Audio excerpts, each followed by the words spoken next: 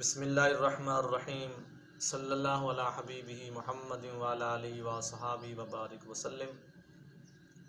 جی آج آپ کو بتاتے ہیں 24واں روزہ، اس کے اوراد و وظائف۔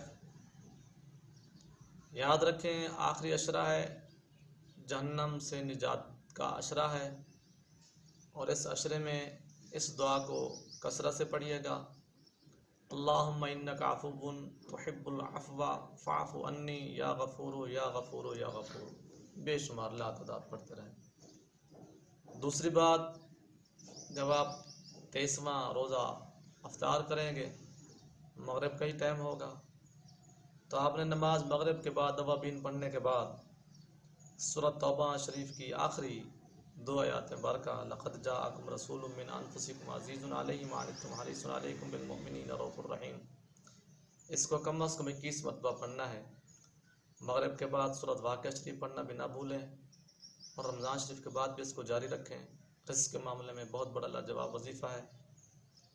اور اس کے علاوہ عشاء کی نماز آ جائے گی، آپ نے پوری نماز تراویحوں سمیت پڑھنے کے بعد 3 تسبیحیں یعنی 300 مرتبہ استغفار پڑھنا ہے۔ استغفر اللہ الذی لا الہ الا هو الحی القیوم واتوب الیہ، استغفر اللہ الذی لا الہ الا هو الحی القیوم واتوب الیہ۔ اس کے بعد ساری رات کوشش کریں، یا شبینے کی صورت میں، یا قرآن پاک کی تلاوت کی صورت میں، یا اعتکاف کی صورت میں، یا اور دیگر عبادت کی صورت میں رات کو گزاریں۔ تہجد پڑھیں، صبح سحری کریں، پھر آپ صبح کی نماز پڑھیں گے تو نماز صبح کے بعد آپ نے یا حیو یا قیوم 100 مرتبہ پڑھنا ہے۔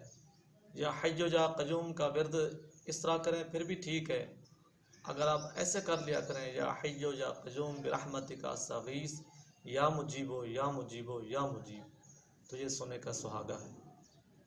نماز صبح کے بعد اشراق پڑھنا بھی نہ بھولیے گا، چاشت، زوال، اور نماز ظہر آ جائے گی۔ نماز ظہر کے بعد آپ نے سورۃ فاتحہ شریف 40 مرتبہ پڑھنی ہے مکمل نماز کے بعد۔ ظہر کے بعد سورۃ نوح علیہ السلام پڑھنا بھی نہ بھولا کریں، بہت بڑا لاجواب وظیفہ ہے۔ ہماری طرف سے تمام سامعین کو اجازت ہے۔ پھر عصر کی نماز کے بعد آپ نے دعائے نجات پڑھنے 25 مرتبہ۔ حسبنا اللہ ونعم الوکیل علی اللہ توکلنا، حسبنا اللہ ونعم الوکیل علی اللہ توکلنا، یہ دعا ہے نجات ہے۔ اس کو آپ نے کم از کم 25 مرتبہ پڑھنی ہے۔ اور جب روزے افطار کرنے کا ٹائم ہے، اجتماعی صورت میں یا انفرادی صورت میں، گھر میں، مساجد میں، جہاں کہیں بھی آپ بیٹھے ہوں، حوالہ کے درود پاک ضرور پڑھیں، دعاؤں میں ہمیں بھی ضرور یاد رکھیں۔ اور جو بندہ یہ مقدس اللہ رب العزت کے نام مبارک سے دعا کا آغاز کرتا ہے یا دعا کے دوران پڑھتا ہے، تو اللہ رب العزت اس کی دعا کو شرف قبولیت عطا فرماتے ہیں۔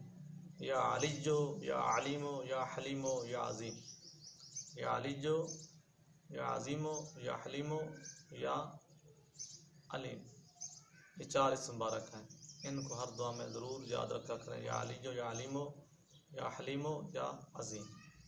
تو ہمیں بھی اپنے دعاؤں میں یاد رکھیں۔